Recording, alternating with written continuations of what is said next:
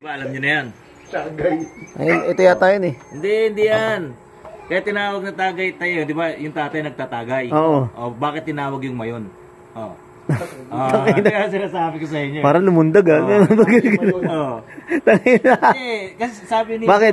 Ni Doc Abil, Oo. hindi raw nakita yung mayon. Hindi nakita, hindi Kasi nakita. ang kwento niyan, Oh, yeah. hindi naman talagang mayon yun eh. Ano yan? Ah, hindi ba mayon yun?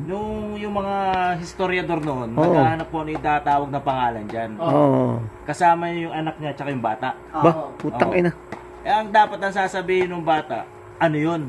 Kasama niya yung mama niya. Ma, yun. Mayon. Ma. Yun.